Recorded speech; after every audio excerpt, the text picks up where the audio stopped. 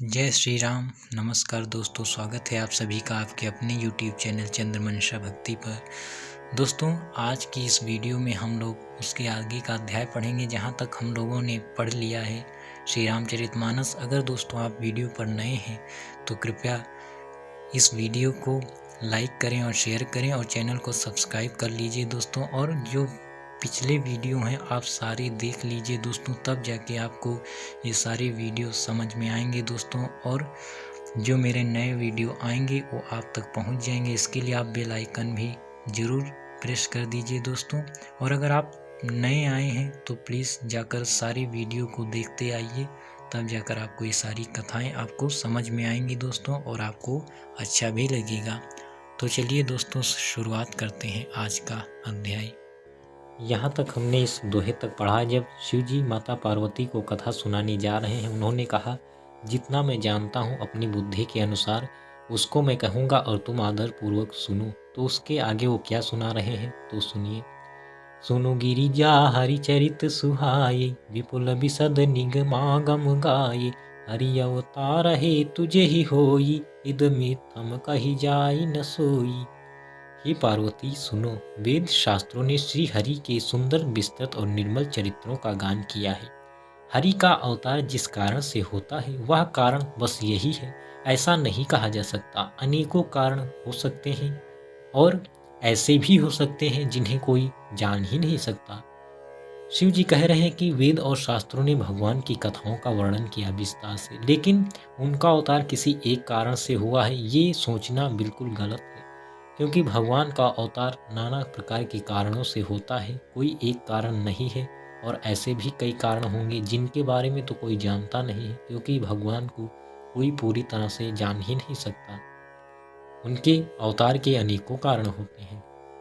राम अतर्क्य बुद्धिमान बानी, मत हमार अस सुनहि सयानी, तदपि संत मुनि वेद पुराना, जस कछु कहाई स्वमति अनुमाना।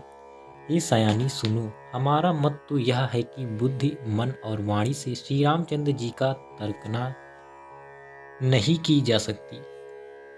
तथापि संत मुनि वेद और पुराण अपनी अपनी बुद्धि के अनुसार जैसा कुछ कहते हैं। दोस्तों, शिव जी कह रहे हैं कि हमारा मत तो यह है कि बुद्धि मन वाणी से श्री रामचंद्र जी की तर्कना नहीं की जा सकती, अर्थात उनके विषय में कुछ भी कहा नहीं जा सकता, कोई भी तर्क दिया नहीं जा सकता। तथापि संत मुनि वेद और पुराण अपनी अपनी बुद्धि के अनुसार जैसा कुछ कहते हैं। तसमय सुमुखी सुनावऊं तो ही, समुझी परई जस कारण मोही, जब जब होई धर्म कय हानि, बाढ़हि असुर अधम अभिमानी। और जैसा कुछ मेरी समझ में आता है हे सुमुखी, वही कारण मैं तुमको सुनाता हूँ। जब जब धर्म का ह्रास होता है और नीच अभिमानी राक्षस बढ़ जाते हैं। शिव जी कहते हैं जो मैं समझता हूँ वो कारण मैं बताता हूँ कि जब जब धर्म की हानि होती है, अधर्म बढ़ता है, धर्म का ह्रास होता है, उसकी हानि होती है, उसको कुचला जाता है, नीच अभिमानी राक्षस बढ़ते हैं। करहि अनीति जाये नहीं बरनी, सीधहि विप्रधेनु सुर धरनी, तब तब प्रभु धरि विविध शरीरा, हरहि कृपा निधि सज्जन पीरा। और वे ऐसा अन्याय करते हैं कि जिसका वर्णन नहीं हो सकता, तथा ब्राह्मण गौ देवता और पृथ्वी कष्ट पाते हैं। तब तब वे श्री कृपा निधान प्रभु भांति भांति के दिव्य शरीर धारण कर सज्जनों की पीड़ा हरते हैं। शिव जी कह रहे हैं जब जब अन्याय होता है जिसका वर्णन नहीं किया जा सकता, ब्राह्मण गौ देवता और पृथ्वी कष्ट पाते हैं, अर्थात ब्राह्मणों को, गायों को, देवताओं को, और इस पृथ्वी पर कष्ट होता, अत्याचार होता है, अनर्थ होता है, तब तब कृपा निधान प्रभु भांति भांति के दिव्य शरीर धारण करके सज्जनों की पीड़ा को हरते हैं, अर्थात उनको सुख देने आते हैं। असुर मारि थापहि सुरन, राखहि निज सुति सेतु, जग विस्तारहि विषाद जस, राम जन्म कर हेतु। वे असुरों को मारकर देवताओं को स्थापित करते हैं, अपने स्वास्थ्य रूप वेदों की मर्यादा की रक्षा करते हैं और जगत में अपना निर्मल यश फैलाते हैं। श्री रामचंद्र जी के अवतार का यह कारण है।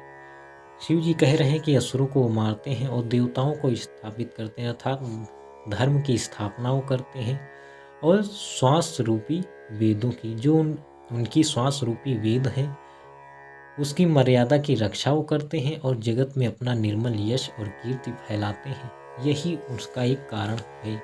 शिव जी ये कह रहे हैं, सोई जस गाई भगत भव तरहि, कृपा सिंधु जनहित तनु धरहि। राम जन्म के हेतु अनेका, परम विचित्र एक तेका। उसी यश को गा गाकर भक्त जन भव सागर से तर जाते हैं। कृपा सागर भगवान भक्तों के हित के लिए शरीर धारण करते हैं। श्री रामचंद्र जी के जन्म लेने के अनेक कारण हैं, जो एक से एक बढ़कर विचित्र हैं।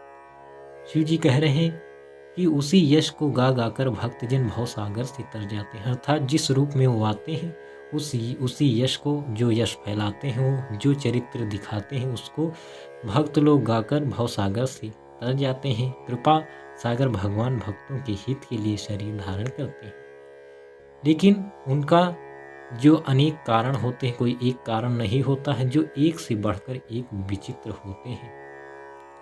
जन्म एक दुई कहूँ बखानी, सावधान सुन सुमति भवानी। द्वारपाल हरि के प्रिय दोऊ, जय अरु विजय जान सब को। हे सुंदर बुद्धि वाली भवानी, मैं उनके दो एक जन्मों का विस्तार से वर्णन करता हूँ, तुम सावधान होकर सुनो। श्री हरि के जय और विजय दो प्यारे द्वारपाल हैं, जिनको सब कोई जानते हैं। वो कह रहे हैं कि मैं एक दो जन्मों का विस्तार से वर्णन करता हूँ, उसको सुनो, जिनमें जय और विजय नाम के दो द्वारपाल हैं भगवान श्री हरि के, जिनको सब कोई जानता है। विप्रशापते दूनो भाई, तामस यसुर देह तिन्ह पाई। कनक कशिपु अरुहाटक लोचन, जगत विदित सुरपति मद मोचन। उन दोनों भाइयों ने ब्राह्मण सनकादि के शाप से असुरों का तामसी शरीर पाया। एक का नाम हिरण्यकशिप और दूसरे का हिरण्याक्ष। ये देवराज इंद्र के गर्व को छुड़ाने वाले सारे जगत में प्रसिद्ध हुए। वो कह रहे हैं इनमें से दोनों भाइयों का जो जन्म हुआ वो ब्राह्मण सनकादि के शाप से असुर के रूप में जन्मे, तामसी शरीर उन्होंने पाया, जिनमें से एक हिरण्यकशिप था और दूसरा हिरण्याक्ष। ये देवराज इंद्र के गर्व को छुड़ाने के लिए जगत में प्रसिद्ध हुए, क्योंकि इन्होंने देवताओं पर आक्रमण किया और देवराज इंद्र का सिंहासन भी ये छीन लेते थे। असुरों की यही प्रवृत्ति होती थी। विजयी समर वीर विख्याता, धरि बराह बपु एक निपाता। होई नर हरि दूसर पुनि मारा, जन प्रहलाद सुजस विस्तारा। वे युद्ध में विजय पाने वाले विख्यात वीर थे। इनमें से एक हिरण्याक्ष को भगवान ने वराह सुअर का शरीर धारण करके मारा, फिर दूसरे हिरण्यकशिप का नरसिंह रूप धारण करके वध किया और अपने भक्त प्रहलाद का सुंदर यश फैलाया। शिव जी कह रहे हैं कि एक को हिरण्याक्ष के रूप में भगवान ने सुअर का रूप धर के उसको मार दिया था और दूसरे जो हिरण्यकशिप था उसको नरसिंह रूप धारण करके भगवान ने मारा और प्रहलाद को सुंदर यश फैलाया, जो उनका पुत्र था हिरण्यकशिप का। उसकी भी कथा आप लोग जानते होंगे। भय निशाचर जाइतई, महावीर बलवान। कुंभकर्ण रावण सुभट, सुर विजयी जगजान। वे ही दोनों जाकर देवताओं को जीतने वाले तथा बड़े योद्धा रावण और कुंभकर्ण नाम के बड़े बलवान और महावीर राक्षस हुए, जिन्हें सारा जगत जानता है। कह रहे हैं कि ये वही दोनों आगे चलकर अगले जन्म में ये दोनों बड़े योद्धा रावण और कुंभकर्ण नाम के हुए, जो बड़े ही बलवान और राक्षस हुए, जिनको भी सारा जगत जानता है। मुकुत न भय हते भगवाना, तीन जन्म दुज बचन प्रमाना। एक बार तिन्ह के हित लागी, धर्यो शरीर भगत अनुरागी। भगवान के द्वारा मारे जाने पर भी वे हिरण्याक्ष और हिरण्यकशिपु इसलिए मुक्त नहीं हुए कि ब्राह्मण के वचन शाप का प्रमाण 3 जन्म के लिए था। अतः एक बार उनके कल्याण के लिए भक्त प्रेमी भगवान ने फिर अवतार लिया। दोस्तों, क्योंकि उनको एक बार के लिए नहीं ये शाप मिला था, 3 जन्मों के लिए उनको शाप था कि ये 3 जन्मों तक तामसी रूप धारण करेंगे, अर्थात राक्षस होंगे, जिसके प्रमाण 3 जन्म के लिए थे। अतः एक बार उनके कल्याण के लिए भक्त प्रेमी भगवान ने फिर अवतार लिया था, जब वो रावण और कुंभकर्ण के रूप में अवतरित हुए थे, जन्म लिया था। कश्यप अदिति तहाँ पितुमाता दशरथ कौसल्या विख्याता एक कल्प यही विधि अवतारा चरित पवित्र की ये संसारा। वहाँ उस अवतार में कश्यप और अदिति उनके माता पिता हुए, जो दशरथ और कौसल्या के नाम से प्रसिद्ध थे। एक कल्प में इस प्रकार अवतार लेकर उन्होंने संसार में पवित्र लीलाएं की। शिव जी कह रहे हैं कि वहाँ उस अवतार में कश्यप और अदिति उनके माता पिता हुए, जो दशरथ और कौसल्या के नाम से प्रसिद्ध थे। अर्थात इस अवतार में वो बता रहे हैं कि जो दशरथ और कौसल्या हैं, ये कश्यप और अदिति थे उनके माता पिता, जो दशरथ और कौसल्या के नाम से प्रसिद्ध थे। एक कल्प इस प्रकार अवतार लेकर उन्होंने संसार में पवित्र लीलाएं की। एक कल्प सुर देखी दुखारी समर जलंधर सन सब हारी शंभु कीन्ह संग्राम अपारा धनुज महाबल मरई न मारा। एक कल्प में सब देवताओं को जलंधर दैत्य से युद्ध में हार जाने के कारण दुखी देखकर शिव जी ने उसके साथ बड़ा घोर युद्ध किया, पर वह महाबली दैत्य मारे नहीं मरता। एक कल्प में सब देवताओं को जलंधर दैत्य ने युद्ध में हार जाने के कारण, अर्थात एक कल्प में क्या हुआ दोस्तों कि जलंधर से युद्ध हुआ देवताओं का, जिसमें देवता हार गए, तो इसमें वो दुखी हो गए। तो शिव जी ने क्या किया, उसके साथ बड़ा घोर युद्ध किया, पर वह महाबली दैत्य मारे मरता ही नहीं था। परम सती असुराधिप नारी तहि बल ताहि न जितहि पुरारी। उस दैत्य राज की स्त्री परम सती बड़ी ही पतिव्रता थी, उसी के प्रताप से त्रिपुरासुर जैसे अजय शत्रु का विनाश करने वाली शिव जी भी उस दैत्य को नहीं जीत सके दोस्तों, क्योंकि उसकी जो पत्नी थी वो बहुत ही पतिव्रता थी। इसी के प्रताप से शिव जी भी उसे हरा नहीं पा रहे थे। छल करि टार्युता सुब्रत प्रभु सुर कारज कीन जब तेहि जान्यो मराम तब शाप कोप करि दीन। प्रभु ने छल से उस स्त्री का व्रत भंग कर देवताओं का काम किया।